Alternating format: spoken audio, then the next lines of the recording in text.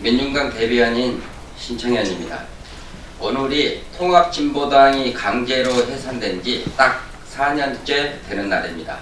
그래서 오늘은 해산된 통합진보당의 마지막 대변인이었던 현 민중당 사무총장 홍성규 총장을 모시고 통합진보당 강제 해산 4년 진상규명을 촉구하는 기자회견을 진행하겠습니다. 그러면 홍성규 통합진보당 마지막 대변인을 모시고 모두 발언과 기자회견문 낭독의 시간을 갖겠습니다.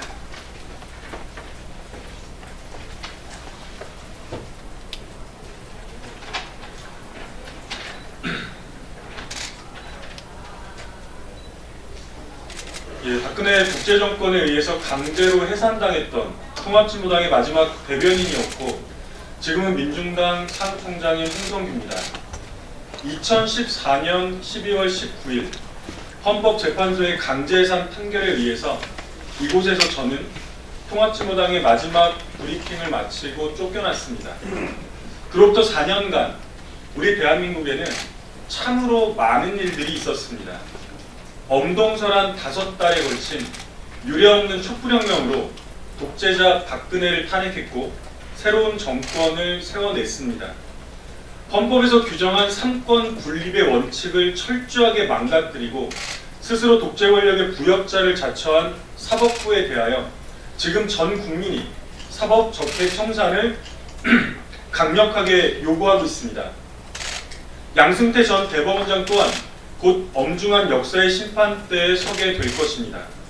그럼에도 불구하고 여전히 통합진보당 강제해산이라는 우리 정치사 최대의 치욕에 대해서는 모두가 입을 꾹 닫고 있습니다. 헌법재판소와 대법원을 비롯한 사법부는 물론 당연히 심판받아야 할 주범입니다. 그러나 동시에 그 어떤 문제제기도 저항도 시도할 생각조차 하지 못했던 대한민국의 국회 또한 엄연한 공범입니다. 저는 오늘 대한민국 국회를 역사의 법정에 고발할 것입니다. 기자회견문을 낭독하겠습니다. 국회는 즉각 통합진보당 강제해산 진상조사 기구를 꾸려서 진상규명에 나서야 합니다. 박근혜 독재정권이 통합진보당을 강제로 해산시킨 지 4년째가 되는 날입니다. 당시 원내 제3정당이었던 통합진보당에 대해서 위헌정당이라는 누명을 씌워 해산을 시켰지만 거꾸로 박근혜 정권의 그 행태야말로 위헌 반민주 폭거였다는 사실은 지금 그 어느 누구도 부인하지 못할 것입니다. 수많은 의혹과 차고 넘치는 정황들이 있겠습니다마는 통합진보당 강제해산의 부당함에 대해서는 이 한마디면 족합니다. 바로 김기춘, 박한철 커넥션입니다. 김영한 전 청와대 민정수석의 비망록에는 통진당 해산 결정 연내 선고라는 메모가 선명히 적혀 있었습니다. 현직 청와대 비서실장과 헌법재판소장 사이에 분명한 교감 속에서 삼권 분리라는 민주주의의 기본 토대는 헌법의 기본 원칙은 참담하게 무너져 내렸습니다. 그리고 그 종착점은 바로 대법원의 최종 선고가 나기도 전에 부랴부랴 서둘렀던 헌법재판소의 강제해산 판결이었습니다. 하필이면 그 추잡한 선고일을 독재자 박근혜의 당선일에 맞춘 것까지도 민주주의와 우리 국민들에 대한 가증스러운 능멸이었습니다.